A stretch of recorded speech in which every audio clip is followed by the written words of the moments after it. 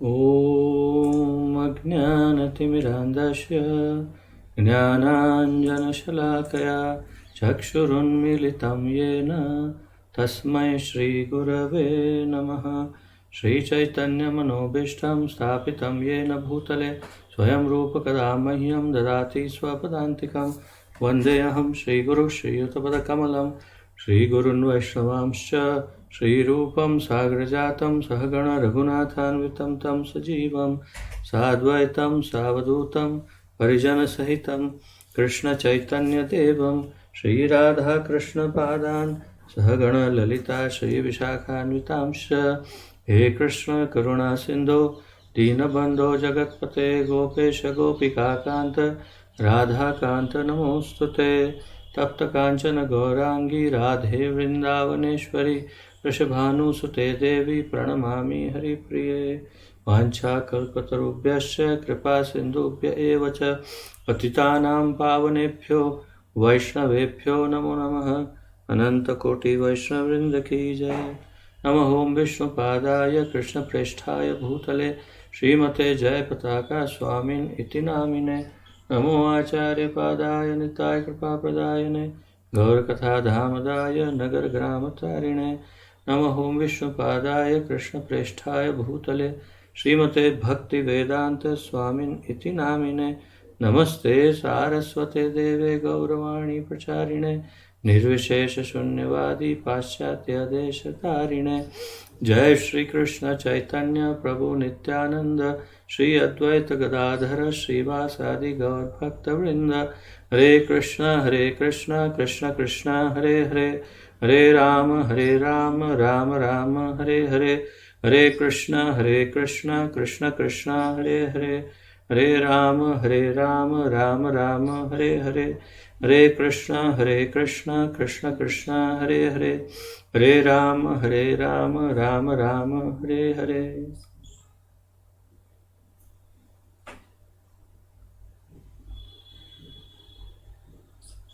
आप सबको मैं बहुत ही उत्साहपूर्वक इस अत्यंत दिव्य ज्ञानमय कार्यक्रम में स्वागत करता हूँ।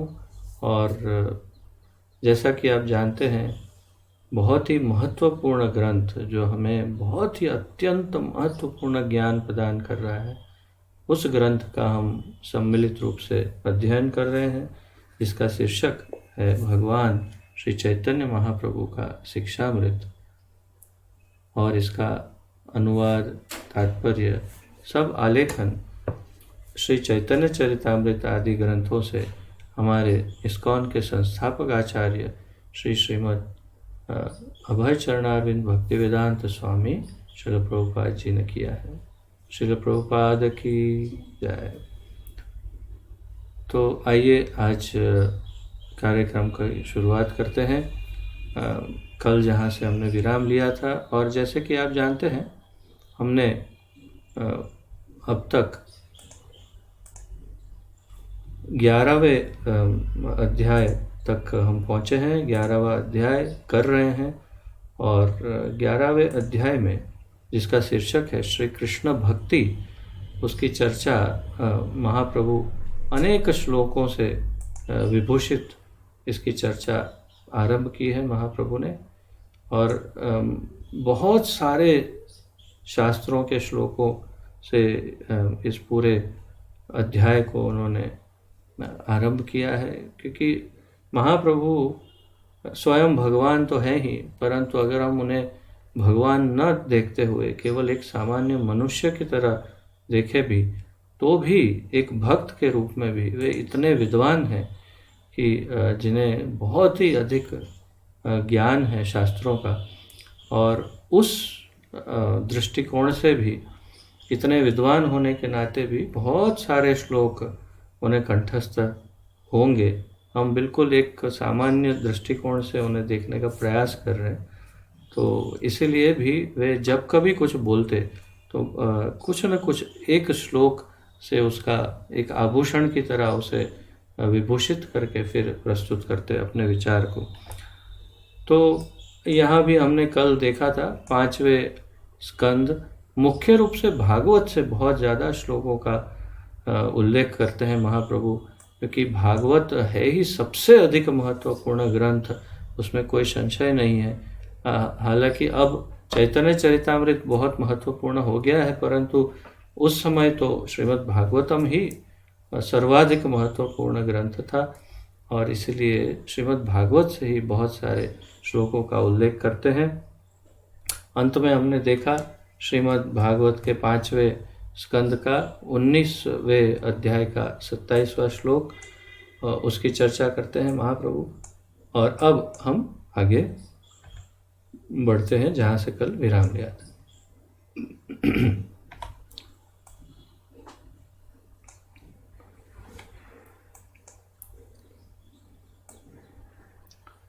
प्रायः लोग भक्तों का संग भी भोग प्राप्ति के लिए करते हैं, किंतु देखा जाता है कि शुद्ध भक्त के प्रभाव से विषय वासना निवृत्त हो जाती है, जिससे वे भी भक्त रसास्वादन में लग जाते हैं। वास्तव में यहाँ भक्ति रसास्वादन होना चाहिए, वे भी भक्ति रसास्वादन में लग जाते हैं। तो ये आज की जो चर्चा है, जहाँ तक मैंने पढ़ा है, मुख्य रूप से इसमें भक्त के संग का महत्व आज समझा रहे हैं महाप्रभु, कि शुद्ध भक्तों का या फिर कृष्ण भक्तों का संग कितना अधिक महत्वपूर्ण है, और उसके क्या क्या लाभ हैं, और वो न प्राप्त होने से, संग प्राप्त न होने से क्या क्या नुकसान हो सकते हैं, वो सारी चर्चा महाप्रभु आज यहाँ पर कर रहे हैं, जो मैंने पढ़ा है जिस प्रकार। तो पहली ही लाइन से प्रारंभ किया कि प्रायः लोग भक्तों का संग भी भोग प्राप्ति के लिए करते हैं। अब बड़ा आश्चर्य है, परंतु अब इसे कैसे समझा जाए कि भक्तों के संग से भी भोग की प्राप्ति हो सकती है। तो हम सामान्य दृष्टिकोण से अगर देखें, तो सामान्य बुद्धि से तो सबसे पहला भोग तो है प्रसाद। भाई भक्तों का संग करेंगे तो प्रसाद तो अवश्य मिलेगा, बहुत ही बढ़िया, उसमें कोई भी संशय नहीं है। किसी के भी घर पे प्रोग्राम हो या किसी मंदिर में कोई भी प्रोग्राम हो, तो उसमें एक वस्तु तो निश्चित मिलती है, और वो है बहुत बढ़िया प्रसाद। तो इसलिए भक्तों के संग में एक सबसे बड़ा लाभ तो प्रसाद प्राप्ति का है। और फिर किंतु देखा जाता है, महाप्रभु कहते हैं कि शुद्ध भक्त के प्रभाव से विषय वासना निवृत्त हो जाती है। तो सामान्य कनिष्ठ अवस्था में, हम प्रारंभिक अवस्था में, कनिष्ठ अवस्था का अर्थ है प्रारंभिक अवस्था, जब हम प्रारंभ करते हैं अपनी भक्ति को, तो उस अवस्था में हम भोग की ही इच्छा करते हैं। अदृश्य रूप से भी हमारे हृदय में भोग वांछा अर्थात भोग की इच्छाएं सुप्त अवस्था में भी पड़ी रहती है। तो वो काम बीज, भोग बीज जो है, उसके कारण कहीं ना कहीं हम भक्तों के संग में भी फिर धीरे धीरे भोग ही ढूंढने लग जाते हैं। और उसका अगर हम सही उसका निराकरण ना करें और निवारण ना करें, तो फिर वो अलग रूप ले सकता है। और ये हमारे इस्कॉन में इससे अधिक इसका अनुभव और कौन कर सकता है। हम इस्कॉन में इतने सारे विभिन्न प्रकार के भक्तों को देखते हैं, और विभिन्न स्तर पर भक्त कार्य करते हैं।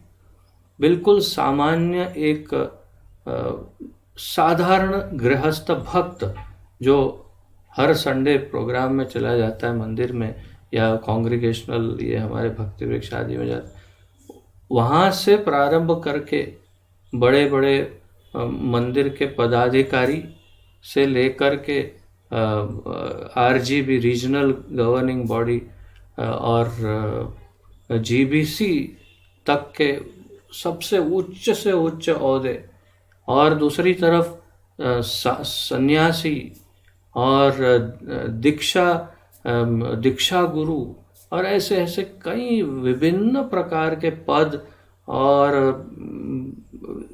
विभिन्न श्रेणियां हम इस्कॉन में देखते हैं। और हम ये भी देख सकते हैं, हमारे अंतर्चक्षु से हमें ये समझ में आता है कि सभी भक्तों का एक स्तर नहीं है निश्चित रूप से। सबकी चेतना एक समान विकसित नहीं है, सबकी चेतनाओं में अंतर है। और कई बार हमें दिख भी जाता है कि कोई कोई भक्त अधिक थोड़े से भोग की ओर अधिक झुके हुए हैं, और कोई कोई जो है वो भक्ति की ओर अधिक झुके हैं।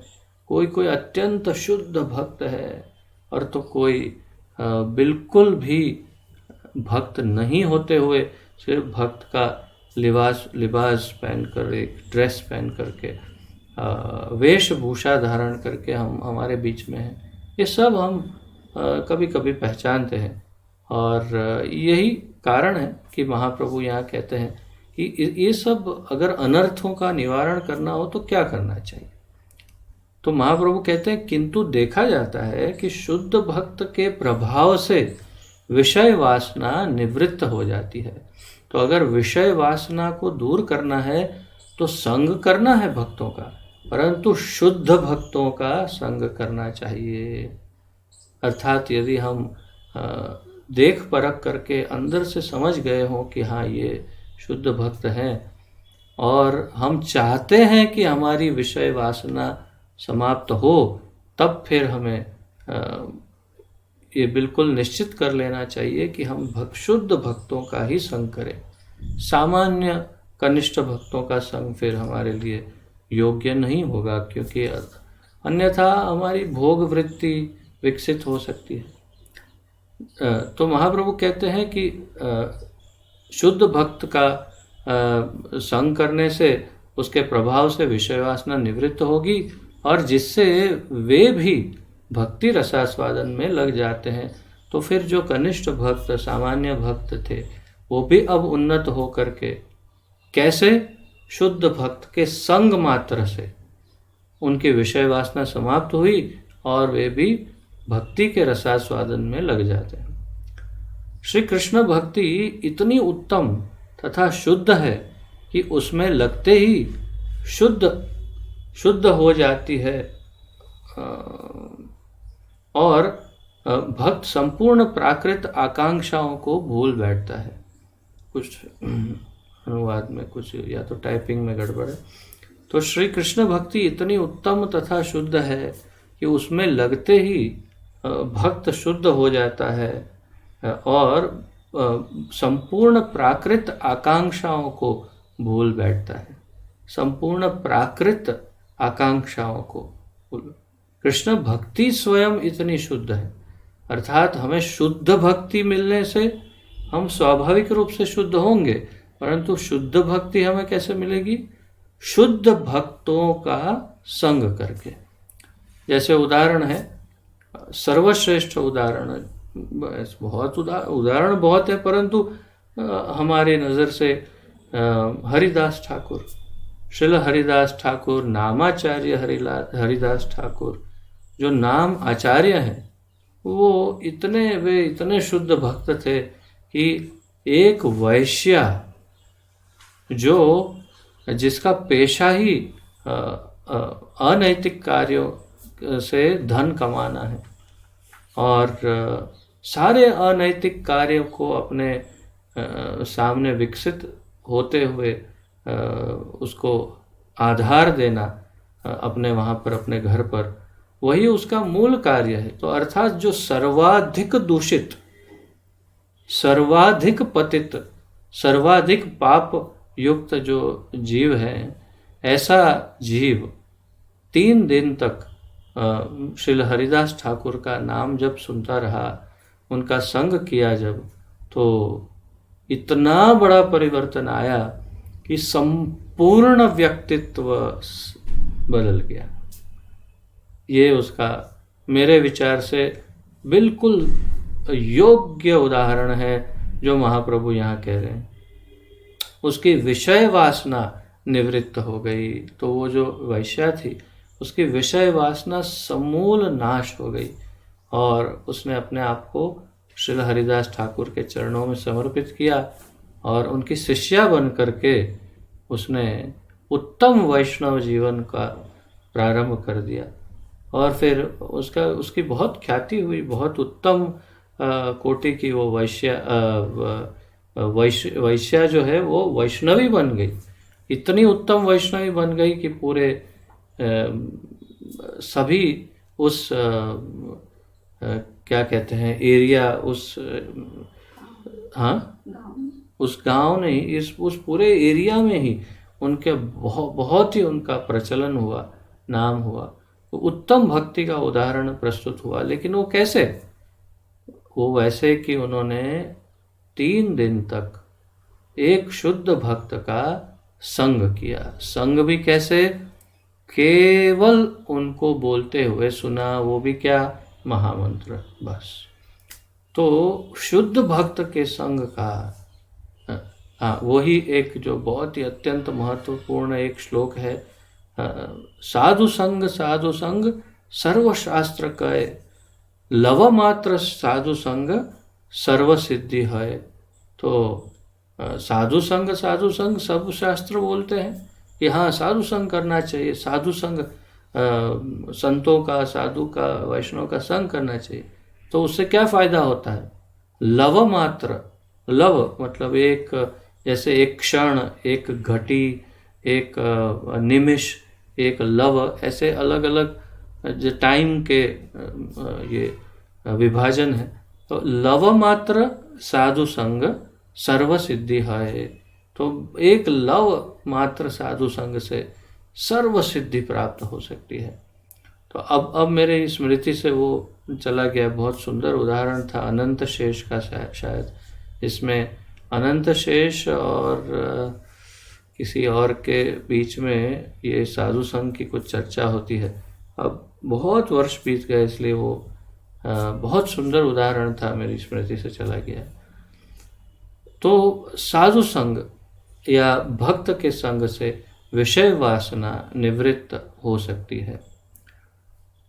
श्री कृष्ण भक्ति इतनी उत्तम तथा शुद्ध है कि उसमें लगते ही शुद्धि हो जाती है और भक्त संपूर्ण प्राकृत आकांक्षाओं को भूल बैठता है।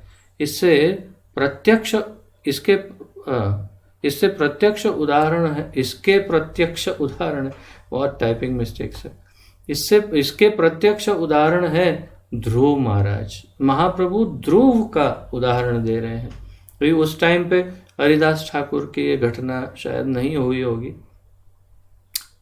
परंतु ध्रुव महाराज का उदाहरण देंगे, पूरी स्टोरी बताएंगे। उन्होंने भोगों के लिए कृष्ण भक्ति अंगीकार की थी। तो ध्रुव ने कृष्ण भक्ति क्यों स्वीकार की थी? हमने वो श्लोक देखा था, मेरे ख्याल से दूसरे स्कंद के 10वें अध्याय का श्लोक था, स्मृति से चला गया। अकाम सर्व कामो वा मोक्ष काम उदारदिहि तीव्रेण भक्ति योगेन यजेतः पुरुषः परम। तो कोई भी कामना हो नहीं हो, तीव्र भक्ति योग करना चाहिए कृष्ण का, पुरुषः परम। ध्रुव ने वही किया। उसकी माता ने बताया, तुझे क्या चाहिए? सिंहासन चाहिए, अपने पिता का प्रेम चाहिए, तो जा यजेतः पुरुष परम, परम पुरुष की आराधना कर। तो वो गए जंगल में और 6 महीने तक उन्होंने तप किया, जिसकी आप कथा तो जानते ही हो, भागवत में बहुत सुंदर वर्णन है। तो वो जो 6 महीने तक उन्होंने तप किया इतनी छोटी सी आयु में, वो किस लिए किया था, महाप्रभु ये बताना चाहते हैं। तो ध्रुव ने ये तपस्या अपने भोग की पूर्ति के लिए, काम पूर्ति, कामना पूर्ति, इच्छा पूर्ति के लिए उसने ये तप किया। भक्ति उसने अपनी इच्छा पूर्ति के लिए की। तो क्या हुआ फिर? तो उन्होंने भोगों के लिए कृष्ण भक्ति अंगीकार की थी। महाप्रभु बोल रहे हैं श्री कृष्ण के चतुर्भुज विष्णु रूप से प्रकट होने पर श्री ध्रुव ने उनसे कहा। तो जब 6 महीने बीते और उनको सामने ठाकुर जी के दर्शन हुए, चतुर्भुज रूप में उनके सामने प्रकट हो गए जब, तो उनको देख कर के ध्रुव ने कहा, प्रभो, महान तपस्या तथा त्याग पूर्वक आपकी भक्ति करने के फल स्वरूप मैं आपका दर्शन कर रहा हूँ। देवता तथा ऋषि भी आपको नहीं देख पाते, अतः अब आपके दर्शन से मैं संतुष्ट तथा कृतार्थ हो गया हूँ। मुझे अब और कुछ नहीं चाहिए, मुझे अब और कुछ नहीं चाहिए।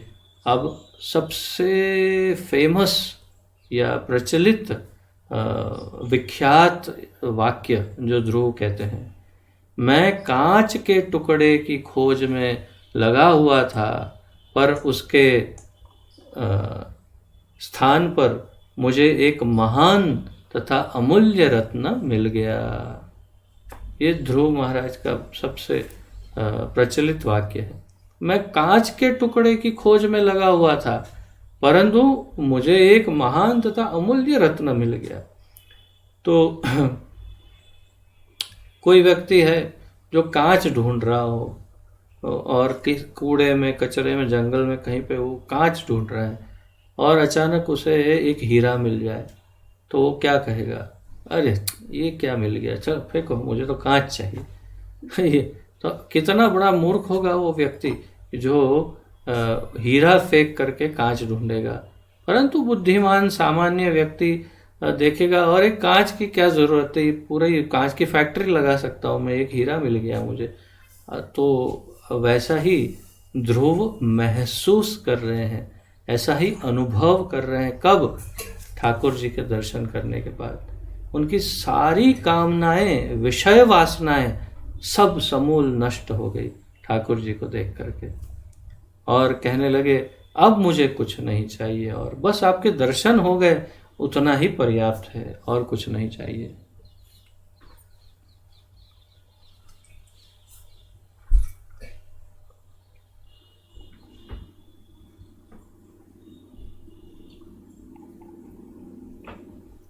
इस प्रकार प्रभु दर्शन से संतुष्ट होकर ध्रुव जी ने उनसे और कुछ नहीं मांगा। ध्रुव जी ने कहा, प्रभु और कुछ नहीं चाहिए। फिर भी भगवान ने कहा कि नहीं नहीं, तुम जिस कामना पूर्ति के लिए मेरा तप कर रहे थे वो तो मैं तुम्हें अवश्य दूंगा। तो ध्रुव ने नहीं मांगा, लेकिन ठाकुर जी ने फिर भी उसकी हृदय के अंदर जो इच्छा थी वो पूरी कर दी।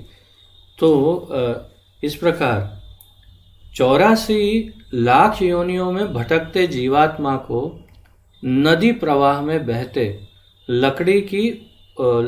लकड़ी की उपमा दी जाती है। तो अब ये भी बहुत अच्छा उदाहरण है। आप जो नोट्स लिख रहे हैं वो इसे नोट कर सकते हैं। जीवात्मा का उदाहरण एक बहती हुई लकड़ी से दिया है। जैसे एक नदी बह रही है, नदी के अंदर कुछ लकड़ियां पड़ी है और सब बह रही है अलग अलग। तो कभी कभी भाग्यवश कोई एक लकड़ी किनारे जा लगती है और इस प्रकार और आगे बहने से बच जाती है। तो इतनी लकड़ियां बह रही है, उसमें से एक लकड़ी अचानक किसी किनारे में जाके फंस जाती है और बस फिर वो आगे बहेगी नहीं और वहाँ पर किनारे पर अटक गई वो। तो ये भाग्यशाली, भाग्यवान लकड़ी इसे कह सकते हैं हम, ये भाग्यवान लकड़ी है। श्रीमद् भागवत का एक श्लोक है, 10वें स्कंद 38वां अध्याय और 5वां श्लोक। बद्ध जीव को यह प्रेरणा देता है, कोई जीव यह सोचकर उदास न हो कि वह कभी माया मुक्त नहीं हो सकेगा, क्योंकि माया मुक्त होने की पूर्ण संभावना है।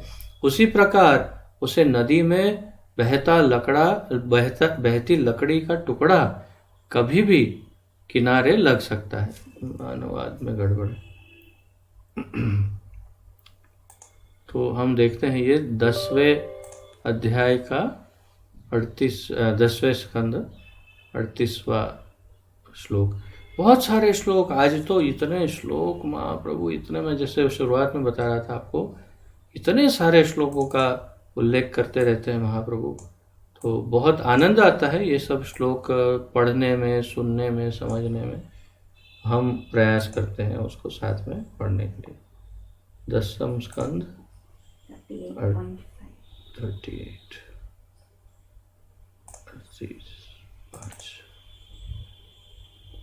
मैवं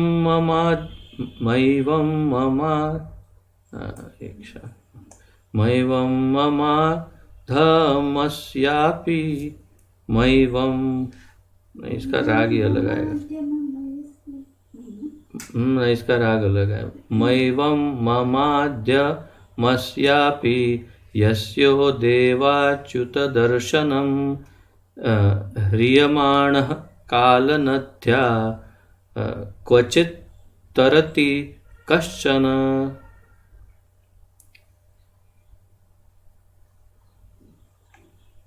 तो ये इसका अनुवाद तो यहाँ पर दिया ही हुआ है, मैंने तो ये इंग्लिश वाला ओपन कर लिया। कि कोई जीव यह सोचकर उदास न हो। तो एक जीव को आश्वासन देता है ये श्लोक कि कोई जीव ये सोच के उदास ना हो। क्या सोचकर? कि वह कभी माया से मुक्त नहीं हो सकेगा। तो हम जब ये पढ़ते हैं कि 2 प्रकार के जीव होते हैं, जो हमने अभी कल परसों या नरसों, उसके 2-4 दिन पहले ही हमने पढ़ा था कि महाप्रभु ने जीव विभिन्न अंश 2 प्रकार के बताए। विभिन्न अंश, एक स्व अंश अवतार और एक विभिन्न अंश अवतार। तो विभिन्न अंश अवतार में जो होते हैं वो जीवात्मा तटस्थ, वो 2 प्रकार के होते हैं। एक है नित्य मुक्त जीव और एक है नित्यबद्ध जीव। तो नित्यबद्ध जीव सोच सकता है कि मैं तो नित्यबद्ध हूँ, नित्य का अर्थ ही है हमेशा, तो फिर मैं कभी मुक्त तो नहीं हो सकता, अर्थात कि मुझे यही जन्म मृत्यु जरा व्याधि के चक्र में हमेशा हमेशा हमेशा के लिए गोल गोल घूमना ही पड़ेगा। परंतु नहीं, वही उसी बात के लिए यहाँ पर इस श्लोक में कहा कि नहीं नहीं, उदास मत हो, ये सत्य नहीं है। तुम भी नित्य मुक्त के ये कगार में प्रवेश कर सकते हो, तुम भी मुक्त हो सकते हो। कैसे? तो कोई जीव यह सोचकर उदास न हो कि वह कभी माया मुक्त नहीं हो सकेगा, क्योंकि माया मुक्त होने की पूर्ण संभावना है। तो माया मुक्त होने की पूर्ण संभावना है। कैसे? बिल्कुल उन तिनकों या वो लकड़ियों की तरह जो बह रही है, अचानक किनारे लग जाए तो अचानक किनारा कैसे मिलेगा, वो मूल प्रश्न है। वही यहाँ पर आगे चर्चा होगी।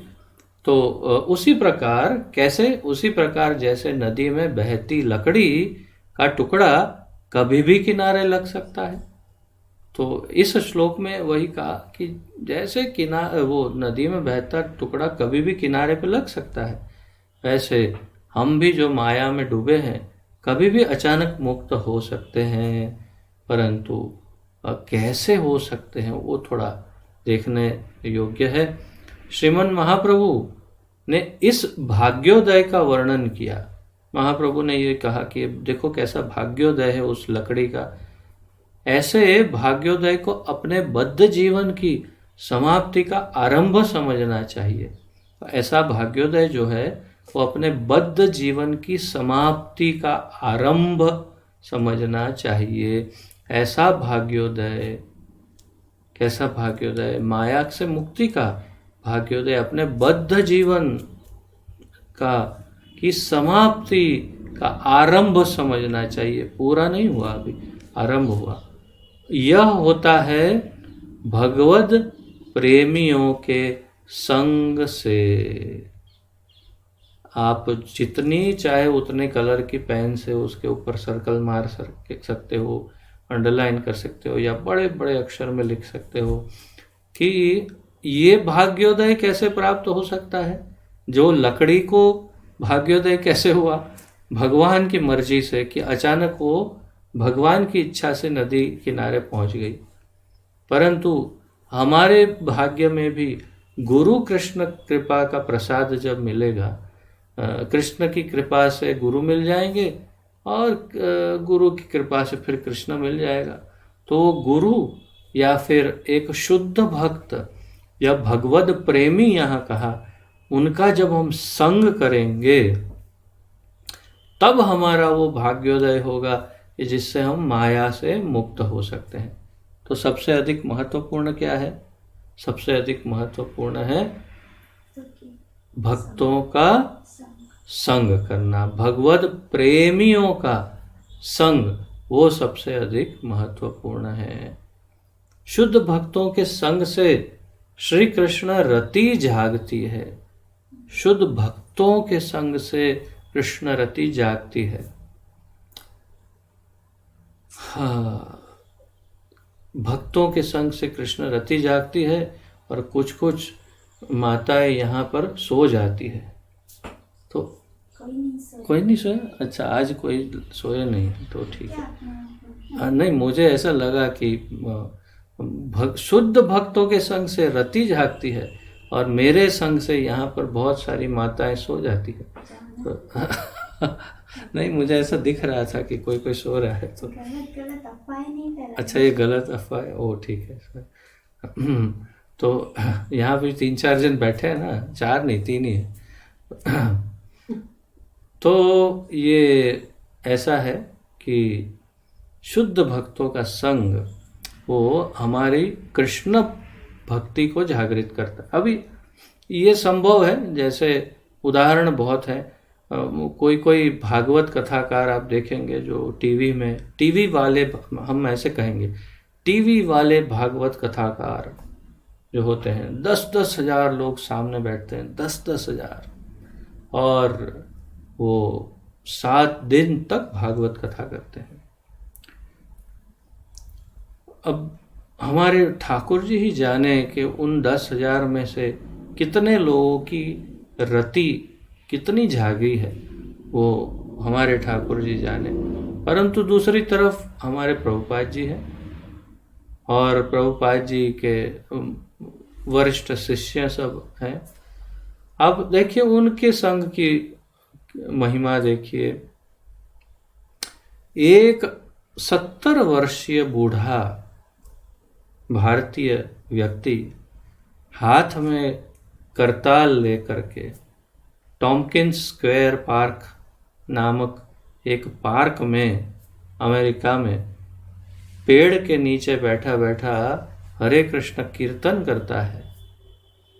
और उस एक बूढ़े आदमी के गार्डन में बैठे बैठे कीर्तन करने से लेकर के 750 विशाल मंदिर, भव्य मंदिर इस पूरे विश्व में, हजारों की संख्या में सेंटर और एक्सटेंशन सेंटर मंदिर के, नाम हठ और भक्ति वृक्ष की तो हम गणना नहीं कर सकते, शायद लाख में हो सकते हैं उतने, और लाखों लाखों भक्त हर देश, हर प्रांत, हर भाषा, हर जाति, हर संप्रदाय के, हर धर्म के इसमें जुड़े हैं।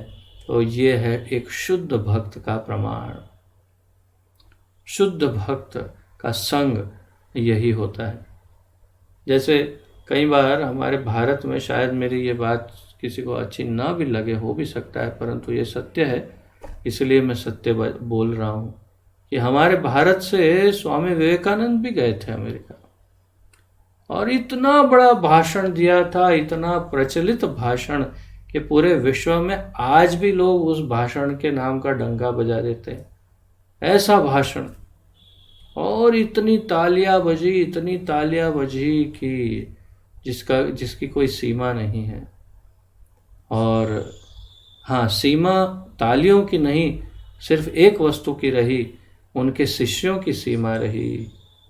केवल हमारी जानकारी के मुताबिक केवल एक शिष्या को वापस लेकर के आए, सिस्टर निवेदिता। बाकी और कुछ कहीं पर वर्णन नहीं कि वो और किसी को वहाँ से शिष्य बना करके ले आ पाए। और उनकी आत्मकथा में, ऑटोबायोग्राफी ऑफ स्वामी विवेकानंद, उनकी स्वयं की लिखी हुई आत्मकथा में वो लिखते हैं कि मेरी मांस खाने की और सिगरेट पीने की आदत के कारण ये अमेरिकी लोग मेरा शिष्यत्व स्वीकार नहीं कर रहे हैं। कितना बड़ा आश्चर्य है ना। सन्यासी है लेकिन मांस खाने की आदत है और सिगरेट पीते हैं, और स्वयं अपने आत्मकथा में लिखते हैं, और इसीलिए लोग उनका शिष्यत्व स्वीकार नहीं करते। क्योंकि अमेरिका, और लिखते हैं स्वयं ही, क्योंकि अमेरिकी लोग जानते हैं कि वैदिक प्रणाली में एक सन्यासी के लिए ये सब चीज़ें वर्जित हैं, और इसीलिए वो मेरा शिष्यत्व स्वीकार नहीं करते। सीधी बात है कि आप देखिए कि शुद्ध भक्त और उसके संग का क्या प्रभाव है और अन्यों का क्या प्रभाव है। कितने लोग गए भारत से विदेश में, क्या क्या प्रयास किए, परंतु प्रभुपाद जी बस एक सामान्य साधारण व्यक्ति, अत्यंत सामान्य व्यक्ति, उसने क्या चमत्कार कर दिया, और उसका चमत्कार आज भी चल रहा है 50-50 वर्षों के बाद भी। तो ये है एक शुद्ध भक्त के संग का प्रभाव और कृष्ण प्रेमी के संग का प्रभाव। तो हमें प्रभुपाद जी शायद स्वयं साक्षात वपुः में ना मिले तो उनके ग्रंथों में बैठे हैं। उन्होंने कहा कि I will always live in my books. Prabhupada ने कहा कि मैं हमेशा मेरी किताबों में जीवित रहूँगा, मेरा संग आप मेरी किताब पढ़कर कर सकते हैं, ऐसा प्रभुपाद जी ने लिखा। तो है वही सेम थिंग, बुक्स या वाणी, इट्स ऑल सेम थिंग, कि प्रभुपाद जी अपने ग्रंथों में जीवित हैं, तो उनका संग करेंगे, यदि पढ़ते रहेंगे तो हम शुद्ध भक्ति को प्राप्त कर सकते हैं। तो ये अभियान शुरू किया है मैंने, वो इसी कारण किया है। हम प्रभुपाद जी के ग्रंथों को कभी कभी पढ़ते हैं, लेकिन एक मैगज़ीन, न्यूज़पेपर या नॉवेल या स्टोरी बुक या इस तरह से, परंतु उसके अंदर से रस निकालना हम भूल जाते हैं या निकल नहीं पाता। तो मेरा यही अभियान है कि हम मिलकर के एक एक शब्द प्रभुपाद जी के लिखे, एक एक शब्द से रस निकाल करके पिए और उसका लाभ प्राप्त करें। तो हम अब प्रभुपाद जी का संग प्राप्त कर रहे हैं, इसलिए निश्चित है कि हमारी भक्ति शुद्ध हो ही जाएगी, क्योंकि हम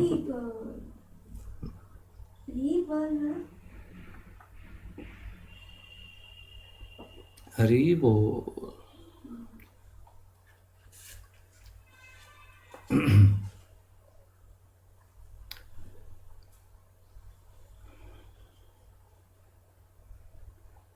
शुद्ध भक्तों के संग से श्री कृष्ण रति जागती है।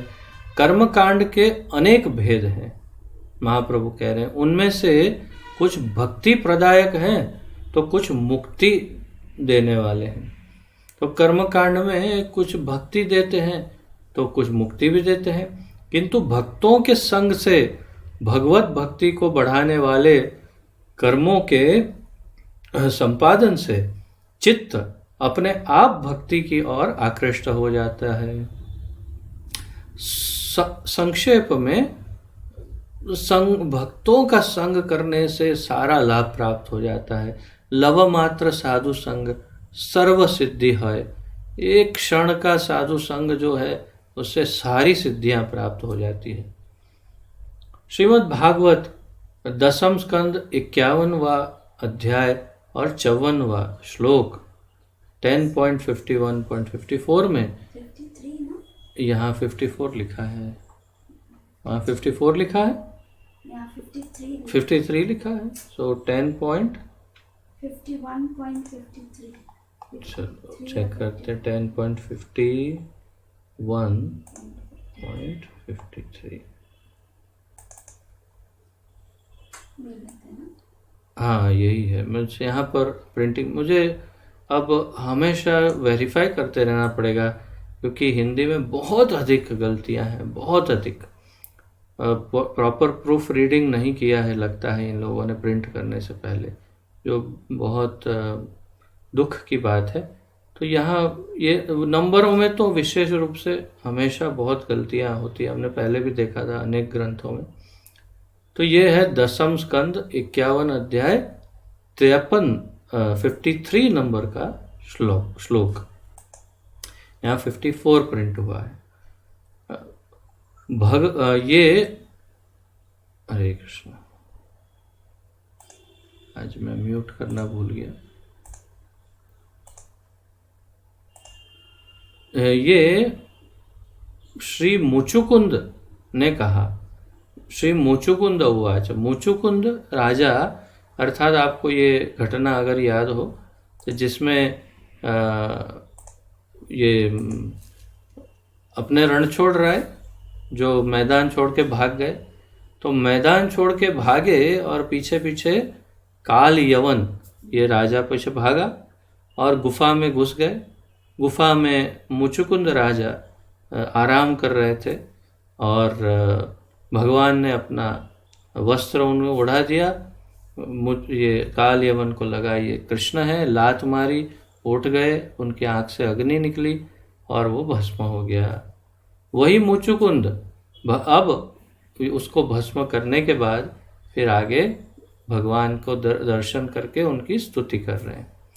और ऐसी भी बहुत ही विशेष ये मान्यता है, विशेष रूप से हमारे गुजरात में, कि हमारे वहाँ जो नरसिंह मेहता हुए वे वास्तव में मुचुकुंद राजा के का ही अवतरण है, ऐसी मान्यता है हमारे वहाँ पर। क्योंकि उन्होंने ऐसा मांगा था ठाकुर जी से कि मुझे आपकी भक्ति के लिए एक जन्म चाहिए। तो ये श्लोक है, भवापवर्गो भ्रमतो यदा भवेज जनस्य तर्ह्यच्युत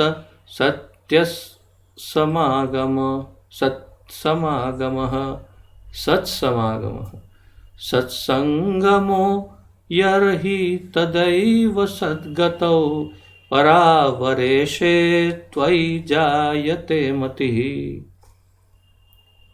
प्रभो, इस संसार की विभिन्न योनियों में भ्रमण करता हुआ जीव मुक्ति के मार्ग पर प्रगति कर सकता है, किंतु सौभाग्यवश आपके भक्त का संग मिलने पर वह पुरुष यथार्थ में माया मुक्त होकर आपका भक्त बन जाता है। मुचुकुंद राजा का उनके, अब देखिए ये सामान्य घटना तो नहीं है ना कि भगवान काल यवन को वहां ले आए केवल भस्म कराने के लिए। नहीं, ये अवश्य ही भगवान इसीलिए मुचुकुंद राजा के पास गए क्योंकि मुचुकुंद स्वयं एक बहुत अच्छे भक्त हैं, शुद्ध भक्त। तो इसीलिए देखिए उनके विचारों की स्पष्टता देखिए, और कितना स्पष्ट कह रहे हैं कि प्रभु, इस संसार के विभिन्न योनियों में भ्रमण करता हुआ जीव मुक्ति के मार्ग पर प्रगति कर सकता है। अर्थात कभी ये बना कभी वो बना, और धीरे धीरे मुक्त हो सकता है। परंतु अचानक बीच में से सौभाग्य उसका जाग जाए, तो अगर वो किसी आपके भक्त का संग करने लग जाए अचानक, तो केवल आपके भक्त के संग से वो यथार्थ में माया मुक्त हो सकता है और आपका भक्त भी बन सकता है। भक्त बन जाता है, उन्होंने कहा। अर्थात सामान्य रूप से मुक्ति की ओर बढ़ता हुआ जीव बढ़ता जाता है धीरे धीरे धीरे धीरे, परंतु अचानक कोई बीच में से भक्त का संग मिल जाए तो एकदम से लिफ्ट जैसे मिल गई, उस तरह से वो अचानक ही माया से मुक्त हो जाए और भगवान का भक्त बन जाता है। ये बहुत बड़ी उपलब्धि है भक्त के संग की वजह से। बद्ध जीव के कृष्ण भक्ति में संलग्न होने पर अपनी अहेतु की कृपा से प्रभु उसे 2 रूपों में शिक्षा देते हैं।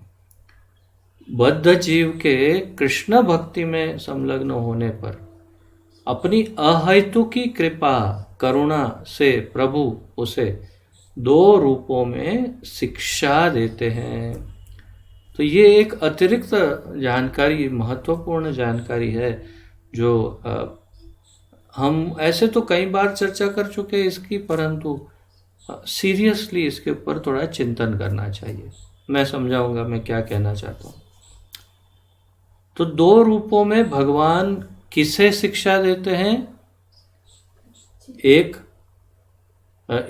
व्यक्ति, जो एक जीव जो कृष्ण भक्ति में लगा है, चाहे वो कनिष्ठ अवस्था, मध्यम, उत्तम किसी अवस्था में हो, परंतु उसे भगवान 2 रूप में शिक्षा प्रदान करते हैं। एक गुरु द्वारा, अर्थात कि गुरु के रूप में। गुरु वास्तव में भगवान के प्रतिनिधि ही होते हैं। तो एक तो गुरु के रूप में उसे शिक्षा देते हैं भगवान, और दूसरा स्वयं अंतर्यामी परमात्मा रूप से, और दूसरे भगवान अंतर्यामी परमात्मा रूप से, जिसे हम चैत्य गुरु कहते हैं, उस चैत्य गुरु के रूप में भगवान हृदय में बैठे हुए परमात्मा के रूप में उसे ज्ञान या मार्गदर्शन या शिक्षा प्रदान करते हैं। तो मैं ये कहना चाहता था कि इसको हम पढ़ लिए, समझ गए, परंतु क्या हमने इसके ऊपर चिंतन किया? क्या हमने स्थिर भाव से ये सोचा कि गुरु तो मिल गए, गुरु तो स्वाभाविक है, गुरु हमें ज्ञान दे रहे, परंतु ये अंतर्यामी परमात्मा ज्ञान देते हैं, शिक्षा देते हैं और हृदय में बैठे हैं, तो हमारे हृदय में बैठे हैं, तो कभी थोड़ा सा प्रयास तो करें सुनने के लिए कि कौन सी आवाज़ उनकी है। कई बार लोग कहते हैं, मतलब आप देखेंगे कि वो ज़ोर ज़ोर से बात करते हैं, तो उसे अगर हम वैज्ञानिक भाषा में, आधुनिक वैज्ञानिक भाषा में सुने कहें तो उसे मानसिक बीमारी कह सकते हैं। परंतु हम अगर आध्यात्मिक दृष्टिकोण से देखें तो ये भी हो सकता है कि वो अंदर बैठे हुए चैत्य गुरु के साथ बात कर रहा हो। ये भी हो सकता है कि वो अपने मन के साथ बात कर रहा हो, बुद्धि के साथ बात हो रही हो, क्योंकि जीवात्मा के लिए मन, बुद्धि और स्वयं चैत्य गुरु परमात्मा स्वरूप में बैठे हुए अनेक क्या कहते हैं, डायलॉग के लिए ये व्यवस्था है कि वो किसी के भी साथ बात हो सकती है। कभी कभी मन यहाँ वहाँ भटका देता है, परंतु मूल रूप से मैं ये कहना चाहता हूँ कि चैत्य गुरु का विशेष रूप से एक कृष्ण भक्त के केस में, अर्थात परिस्थिति में कि जहाँ कोई एक भक्त है, उस परिस्थिति में चैत्य गुरु परमात्मा मार्गदर्शन देते हैं। मार्गदर्शन कैसे देंगे? वो कुछ उनके हाथ में कोई स्टीयरिंग तो है नहीं कि घुमाएंगे कि भाई चलो, नहीं नहीं, left right right right right, अरे घुमा, नहीं तू नहीं, तू रहने दे, मैं घुमाता हूँ। ऐसा तो होगा नहीं। तो क्या होगा? वो कुछ बोलेंगे, हम सुनेंगे और हम करेंगे और हमारा उद्धार होगा। तो वो जो आवाज़ है उसे सुनने का प्रयास करने की मैं बात करने की प्रयास कर रहा हूँ कि आपको ये समझाऊं कि प्रयास करें। एकांत में बैठते हैं, कभी कभी प्रयास करें, सुने, कोशिश करें कि वो चैत्य गुरु हमारे कुछ कहना चाहते हैं, क्या मैं उनसे बात कर सकता हूँ? वे स्वयं भगवान हैं, हृदय में बैठे हैं, जिनका मैं भक्त हूँ वे स्वयं ही हृदय में हैं, क्या मैं उनसे बात कर सकता हूँ? तो कभी प्रयास करके उनकी बात सुनने का प्रयास कर सकते। हो सकता है यदि आप में से कोई उस शुद्ध अवस्था तक पहुँच गया हो तो शायद उनकी आवाज़ सुन भी सकते हैं और योग्य मार्गदर्शन प्राप्त कर भी सकते हैं उनसे। परंतु इसमें थोड़ा सा व्यवधान हो सकता है। कभी कभी पता नहीं चलता कि हमारा मन कुछ कह रहा है या चैत्य गुरु कह रहे। पता चल जाएगा जब हमारी शुद्धि बढ़ती जाएगी, स्पष्ट हो जाएगा, ओ अच्छा ये आवाज़ चैत्य गुरु की है, नहीं ये तो मन है, ये नहीं।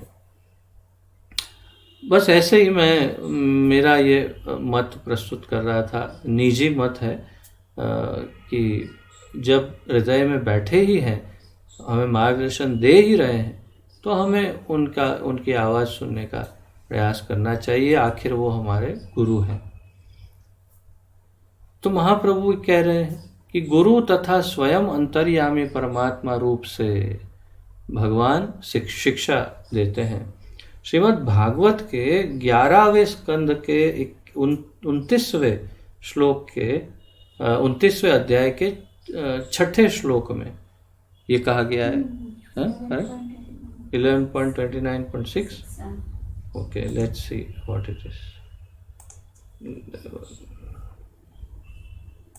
29.6।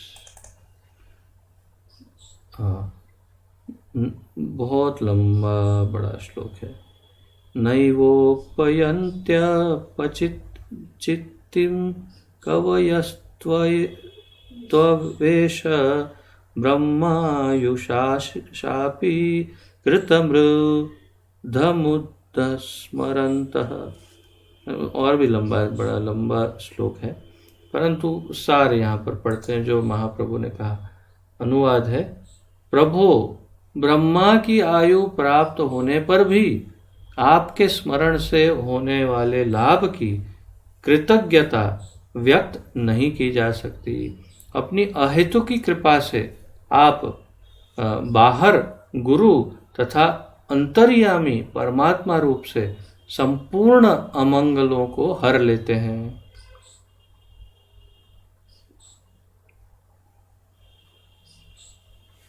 इसी बात को भागवत के श्लोक में भी कहा। भगवान को प्रार्थना कर रहे हैं, प्रभु ब्रह्मा की आयु प्राप्त होने पर, अर्थात यदि मुझे ब्रह्मा जी की आयु मिल जाए, कितने वर्ष? हमारे मनुष्य के 31 नील वर्ष, अर्थात 311 बिलियन वर्ष, 311 बिलियन वर्ष, अरब खरब टरब परब, ऐसा इतने वर्ष की आयु ब्रह्मा जी जितनी अगर मिले तो क्या होगा? पर भी आपके स्मरण से होने वाले लाभ की कृतज्ञता व्यक्त नहीं की जा सकती। अर्थात भगवान के स्मरण से जो लाभ प्राप्त होगा उसका धन्यवाद, उसकी कृतज्ञता उतने वर्षों तक करें तो भी कम पड़ेगी। अर्थात भगवान की करुणा की कृतज्ञता, उनका धन्यवाद हम नहीं कर सकते। क्या करें, इतने दयालु हैं। और फिर उसका ये प्रमाण दे रहे हैं। कैसे? तो अपनी अहेतु की कृपा से आप बाहर गुरु तथा अंतर्यामी परमात्मा रूप से संपूर्ण अमंगलों को हर लेते हैं। बस ये दो की आवश्यकता है, केवल ये दो। और कुछ भी नहीं चाहिए। भगवान ये एक जीव का संपूर्ण जीवन संपूर्ण हो जाएगा, जीवन संपूर्ण हो जाएगा, अर्थात उसकी पूर्णता प्राप्त हो जाएगी, उसका उद्देश्य की पूर्णता प्राप्ति हो जाएगी, जीवन संपूर्ण सफल हो जाएगा। कैसे? ये दो की प्राप्ति से। कौन से दो? बाहर से गुरु, एक वैष्णव गुरु और जो भगवान कृष्ण का भक्त बनाए, और दूसरे हृदय में बैठे हुए चैत्य गुरु परमात्मा। अब बाहर वाले गुरु तो शायद मिले कि ना मिले, कृष्ण की कृपा वो तो वो जाने, परंतु अंदर वाले गुरु तो हर एक के पास हैं, प्रत्येक के पास हैं। कोई ऐसा जीव नहीं, कोई ऐसा जीव नहीं कि जिसके हृदय में परमात्मा ना हो, चाहे वो मनुष्य योनि में हो, जीव किसी भी योनि में क्यों ना हो, सबके हृदय में बैठे हैं। तो फिर भगवान की कृपा देखिए, बस हमें उनकी तरफ देखना है। श्वेताश्वतर उपनिषद में बहुत ही बढ़िया श्लोक है, समाने वृक्षे पुरुषो निमग्नौ। तो ये पूरा श्लोक नहीं बोल रहा हूँ, उस श्लोक में बताया है कि हृदय एक वृक्ष की डाली के समान है और उसमें पुरुषौ निमग्नौ, दो पुरुष उसमें बैठे हैं इस हृदय की डाली में। एक है एक पक्षी, दो पक्षी बैठे हैं और एक पक्षी जो है वो बाहर दाना, अपना दाना अनाज खाना पीना जो है वो ढूंढ रहा है, और दूसरा पक्षी सब व्यवस्था लेकर के बैठा है अंदर और वो इंतज़ार कर रहा है कि ये कब मेरी तरफ देखेगा, सब मैंने तो तैयार रखा है। तो वो जो बाहर इधर उधर मुंह मार रहा है वो पक्षी हम जीवात्मा है, और जो अंदर सब तैयार रख के बैठा है हमारा इंतज़ार करके वो है परमात्मा। तो जीवात्मा बाहर बहिर्मुख है और परमात्मा इंतज़ार कर रहे हैं कि कब ये अंतर्मुखी होके मेरी तरफ देखे और मैं उसका उद्धार कर दूं। तात्पर्य यही है कि हमें थोड़ा प्रयास अंदर देखने का करना चाहिए कि हे मेरे ठाकुर जी, आप इसी शरीर में बैठे हैं और मेरी धन्यता, मैं कितना सौभाग्यवान हूँ कि आप यहाँ करुणामय, आप यहीं बैठे हैं और मुझे मार्गदर्शन भी देने का प्रयास करते हैं। परंतु मैं मूढ़मती हूँ कि मैं आपके मार्गदर्शन को समझता नहीं, तो दया करें, मुझे आपके मार्गदर्शनों की स्पष्टता हो, ऐसा करें, मुझे भ्रमित न करें, मुझे आपकी सेवा में लगाने का मार्गदर्शन दीजिए। क्योंकि मैं ऐसा इसलिए बोल रहा हूँ क्योंकि वो बोलते हैं ना फिर भगवत गीता में, भ्राम्यन् सर्वभूतानि यंत्र रूढ़ानि मायया। वो स्वयं बोलते हैं कि ईश्वर सर्वभूतानां हृद्देशे अर्जुन तिष्ठति भ्राम्यन् सर्वभूतानि। वो बैठे बैठे सबको भ्रमित भी करने का काम वही करते हैं। तो इसलिए उनको ऐसा बोलना पड़ता है कि प्लीज़ मुझे भ्रमित मत करिएगा, मुझे अपनी सेवा में लीजिए और धन्यवाद कीजिए उनका, और उनसे बात करिए, उनसे बात करिए, ठाकुर जी आप यहाँ हैं तो आप मुझे उचित मार्गदर्शन देते रहिए जिससे मैं आपका सेवक बन सकूं, बस। और बाहर तो गुरुदेव अब हमको मिल ही गए हैं, इसलिए हमारा तो अब उद्धार निश्चित ही है। तो बाहरी गुरु, बाहरी गुरु और अंतःकरण के गुरु दोनों के आवाज़ को हम यदि सुनेंगे तो फिर माया देवी हमारे सामने दृष्टि भी नहीं डाल सकती, ये निश्चित है, एकदम निश्चित है। तो अपनी अहेतु की कृपा से आप बाहर गुरु तथा अंतर्यामी परमात्मा रूप से संपूर्ण अमंगलों को हर लेते हैं। इस प्रकार महाप्रभु भागवत से ये श्लोक सुना रहे हैं, और इसी प्रकार आगे उनका शिक्षा अमृत चलता रहेगा। यहीं पे विराम लेना है। 6:30 हो हाँ, तो पूछो ना, थोड़ा 5 मिनट करना है। 5 मिनट तो ये तो चलता ही रहेगा, बल्कि ये चैप्टर में और 3 पेजेस है मेरे ख्याल से। तो क्या, तो जैसा आप लोग उचित समझे, थोड़ा और चलाना है तो चला सकते हैं, 6-10 जैसा हुआ है। एक ले लेता हूँ, एक पैराग्राफ और हाँ, ये शुद्ध भक्तों का ही चल रहा है, इसलिए ये बहुत अच्छा है। अतः किसी प्रकार यदि शुद्ध भक्त का सानिध्य प्राप्त हो जाए तो जीव में कृष्ण भक्ति की कामना जागृत हो उठती है। तो मेरा तो ये अनुभव है कि मेरे अंदर कोई भी किसी भी प्रकार से कृष्ण के प्रति कोई आकर्षण नहीं था, बल्कि मैं आपको एक आज ये घटना बताता हूँ जो शायद मेरे परिवार वाले कोई नहीं जानते। बहुत ही छोटी आयु में स्कूल में मैं पढ़ता था, बहुत छोटी आयु में, और हमारे वहाँ बड़ा सा वो फुटबॉल ग्राउंड जैसे ग्राउंड रहते हैं। तो जब पीटी फिजिकल ट्रेनिंग का या पीई बोलते हैं कभी, फिजिकल एजुकेशन, उसका क्लास रहता है, जब सब बच्चे खेलते हैं, तब मुझे कोई खेल कूद में इंटरेस्ट नहीं था, मैं ऐसे ही वो ग्राउंड में घूमता रहता था। फिर मैं ये मुझे लगता है 5वीं 6ठी ऐसे कुछ क्लास में होऊंगा या उससे भी छोटा होऊंगा, और फिर मैं ग्राउंड में कभी कभी कुछ मिलता है, कभी कुछ वो कंचे मार्बल्स, लकोटी बोलते गुजराती में, ऐसा कुछ मिल जाता है, कभी कुछ मिल गया। तो मैं एक बार घूम रहा था, घूमते घूमते मैंने कृष्ण को कहा कि मुझे आज कुछ मिलना चाहिए, और पता नहीं क्यों कहा, और फिर कुछ नहीं मिला। तो यस्याहम अनुग्रहणामि हरिष्ये, तो उन्होंने कुछ भी नहीं दिया। तो उसी दिन मैंने निश्चय किया कि मेरा कृष्ण से कोई संबंध नहीं है, फिनिश।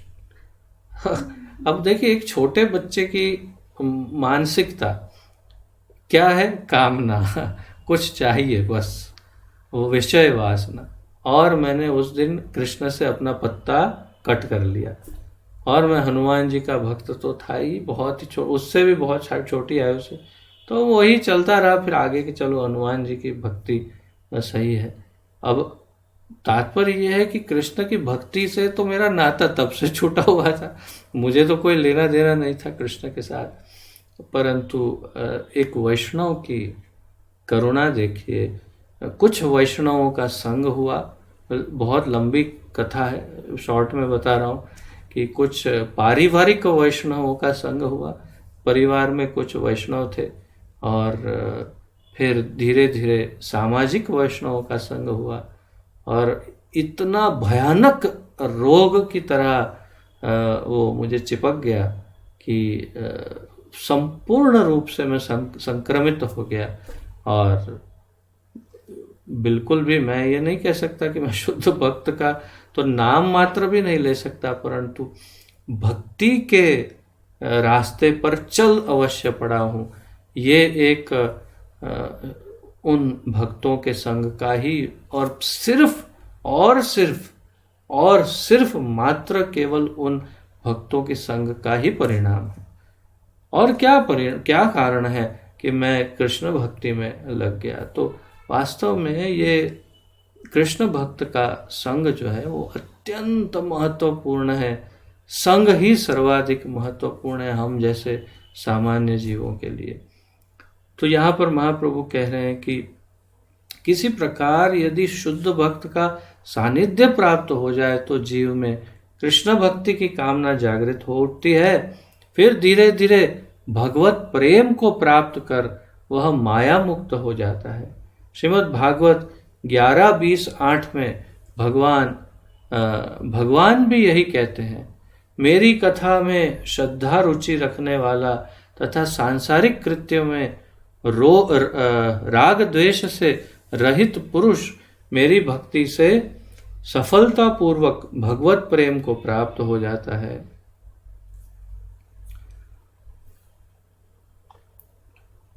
परंतु शुद्ध भक्त की महत कृपा के बिना समसिद्धि नहीं हो सकती।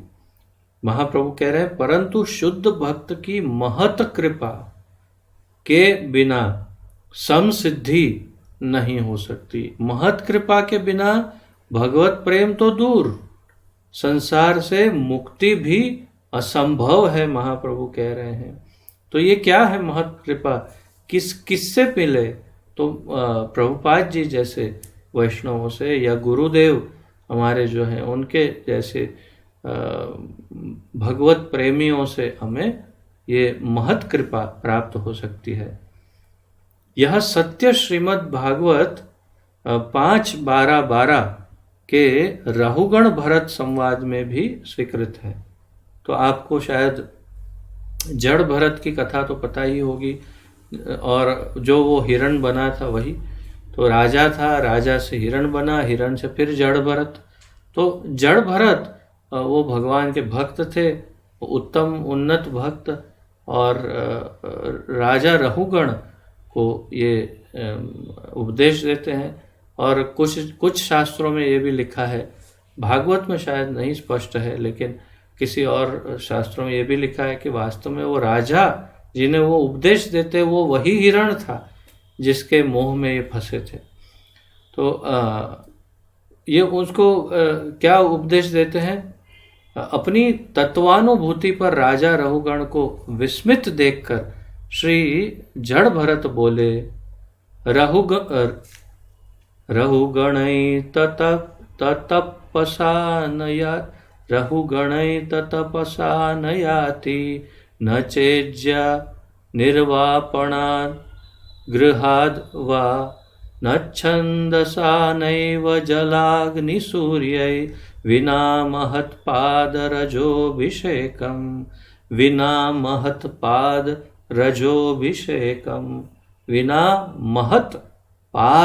रज अभिषेकम। पाद रजोभिषेकम बहुत महत्वपूर्ण है। मैं कितनी बार बोला? रहुगण महत कृपा, अथवा रहुगण को बोल रहे हैं भरत, रहुगण महत कृपा अथवा भक्त कृपा बिना भक्ति के परम फल स्वरूप भगवत प्रेम की प्राप्ति किसी को भी नहीं हो सकती। केवल शास्त्र विधि, संन्यास, विद्या, त्याग, तप आदि से ये नहीं होती। और यहाँ पर इस अनुवाद में बताया नहीं, लेकिन पाद रजोभिषेकम अर्थात उस भक्त के चरण की रज का अभिषेक करना चाहिए। उस भक्त के चरणों से रज लेकर ऐसे अपने ऊपर अभिषेक करना चाहिए, और तब हमारी उन्नति हो सकती है। इसी प्रकार जब नास्तिक पिता हिरण्यकशिपु ने भक्ति के प्रति उनके आकर्षण का कारण पूछा तो प्रहलाद महाराज ने उत्तर दिया, जब तक भगवत भक्तों की चरण रज से अभिषेक नहीं किया जाता तब तक सब अनर्थों की निवृत्ति करने वाले कृष्ण भक्ति के पथ का स्पर्श नहीं हो सकता। 7:5-32 ये श्लोक अवश्य देखेंगे हम, 7, 5 और 32। मेरे ख्याल से ये बहुत ही सुंदर श्लोक है जो कंठस्थ करने योग्य है। अगर मैं सही समझ रहा हूँ तो ये वही है जो मैंने कभी कंठस्थ किया भी था। हाँ, यही वही है।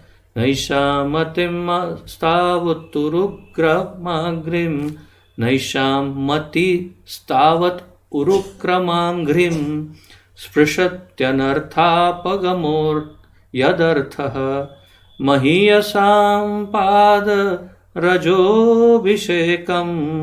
निष्किञ्चनानां न वृणीत यावत्। नैषां मतिं स्तावत् उरुक्रमाङ्घ्रिं स्पृशत्यनर्थापगमोर्यदर्थः महीयसां पादरजोभिषेकं निष्किंचना नाम न वृणीत यावत। तो यही जो यहाँ पर बताया, जब तक भगवत भक्तों की चरण रज से अभिषेक नहीं किया जाता, तब तक सब अनर्थों की निवृत्ति करने वाले कृष्ण भक्ति के पथ का स्पर्श नहीं हो सकता। तो यहाँ वृंदावन धाम में रहने का एक लाभ और कारण भी यही है कि यहाँ तो वो पाद रज उड़ती ही रहती है, उड़ती ही रहती है, उड़ती ही रहती है, और निरंतर हमारा अभिषेक होता ही रहता है, होता ही रहता है, होता ही।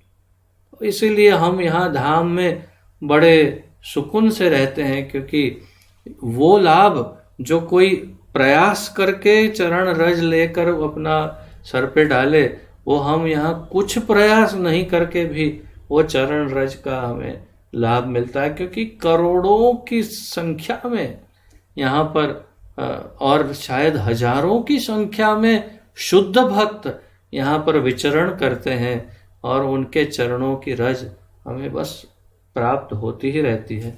और इसीलिए जब भी बाहर जाते हैं अवश्य श्रीधाम वृंदावन से रज लेकर हम सर पे लगाते हैं, क्योंकि कृष्ण के तो चरण हैं, परंतु उनके शुद्ध भक्तों के चरण भी इसी रज पे लगे हैं, और इसका हम अभिषेक करते हैं। और वो करने से क्या होगा, जो इन श्लोकों में बताया महाप्रभु ने, जब तक अभिषेक नहीं किया जाता तब तक सब अनर्थों की निवृत्ति करने वाले कृष्ण भक्ति के पथ का स्पर्श नहीं हो सकता। तो अगर कृष्ण भक्ति वास्तव में प्राप्त करनी है तो इन शुद्ध भक्तों की चरण की रज अपने सर पर लगानी होगी। और इसीलिए हमारे इस्कॉन में जब भी कोई सन्यासी या बहुत वरिष्ठ भक्त गुजरते हैं तो उनके सामने तो प्रणाम कर सकते हैं, परंतु उनके जाने के बाद अवश्य उनके पीछे से जहाँ से चले हैं चरण रज लेकर के अपने सर पर अवश्य लगानी चाहिए। ये मेरा मत है, ये मेरी समझ है, और उससे बहुत ही बड़ा अंतर आता है जीवन में। ये मैं अपने अनुभव से बता रहा हूँ, जो मैंने किया और जो फर्क देखा जीवन में, वही मैं आपको बता रहा हूँ। ये वास्तव में शास्त्र की आज्ञा सनातन सत्य है और इसमें कोई संशय नहीं। तो मेरे ख्याल से यहाँ पर आज विराम लेते हैं, काफ़ी समय हो चुका है, और इस बात को अपने हृदय में धारण करते हुए मुख्य रूप से कई बातें हैं, परंतु 3 मुख्य बातें। सबसे पहली मुख्य बात ये कि भक्तों के, शुद्ध भक्तों के संग के बिना भक्ति प्राप्त नहीं हो सकती या भक्ति पथ पर प्रगति नहीं हो सकती। दूसरी महत्वपूर्ण बात है चैत्य गुरु की, कि जो हमारे हृदय में साक्षात भगवान विराजमान है और बैठे बैठे कर क्या रहे हैं। हम कभी प्रयास भी नहीं करते सोचने का कि उनसे कभी बात करके उनको अकेला महसूस होता होगा तो उनसे कभी बात तो करें। बोर हो जाते नहीं होंगे वो उनसे, हम तो व्हाट्सएप देख लेते हैं, पर उनको क्या है, तो उनसे कभी बात भी कर सकते हैं, प्रयास तो कर सकते हैं। और जवाब नहीं मिले तो कोई बात नहीं, परंतु हम बात कर सकते हैं ठाकुर जी से, हृदय में बैठे हैं। तो चैत्य गुरु रूप में हृदय में है और बाहर से गुरु के रूप में। तो ये 2 प्रकार से हमें भगवान शिक्षा देते हैं। ये दूसरा आज की हमारी महत्वपूर्ण शिक्षा है कि भगवान बाहर गुरु के रूप में, हृदय में चैत्य गुरु के रूप में शिक्षा देते हैं। और तीसरा, जब तक शुद्ध भक्तों के चरण के रज का अभिषेक नहीं किया जाए तब तक भगवान की भक्ति को स्पर्श भी नहीं कर सकते, ऐसा प्रहलाद महाराज कहते हैं। 7वें स्कंद 5वां अध्याय और 32वां श्लोक 7.5.32। तो इसके साथ ही यहाँ पर विराम लेते हैं। यदि किसी का कोई प्रश्न आदि हो, उत्कंठा, सुधार सुझाव, तो प्रस्तुत कर सकते हैं।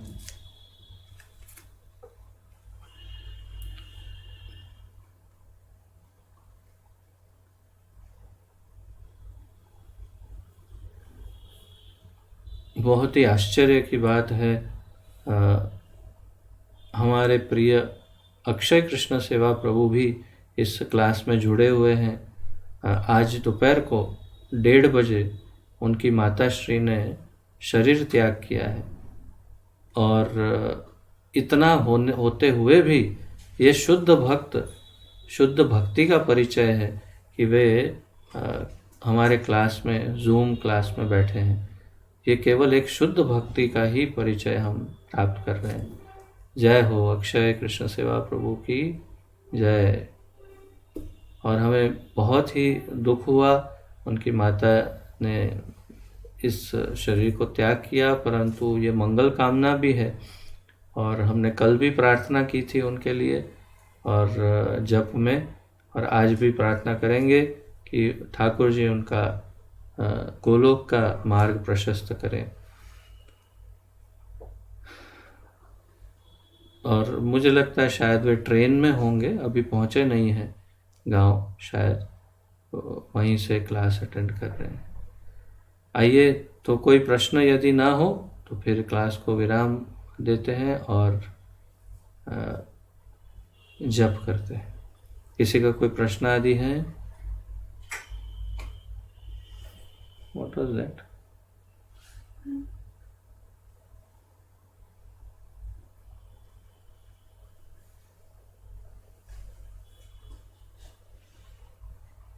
आश्चर्य है, क्यों किसी को कोई प्रश्न नहीं होता? अच्छा था, सब सिंपल था। सिंपल था? अच्छा, Easily understanding। मेरे विचार से तो अत्यंत कॉम्प्लिकेटेड था, क्योंकि ये विषय ही बहुत गहन है, इसको इतना आसानी से कैसे समझ सकते हैं हम? Easily समझाया ना आपने। अच्छा, चलिए ठीक है, तो आइए प्रणति निवेदन करके क्लास को विराम देते हैं। श्री चैतन्य महाप्रभु की जय, श्री सनातन गोस्वामी की जय, श्री चैत्य गुरु की जय, पतित पावन अभय चरणारविंद भक्ति वेदांत स्वामी श्रील प्रभुपाद की जय, पतित पावन गुरु महाराज की जय। निताय गौर प्रेमानंदे। हरि हरि बोल। हरे कृष्णा।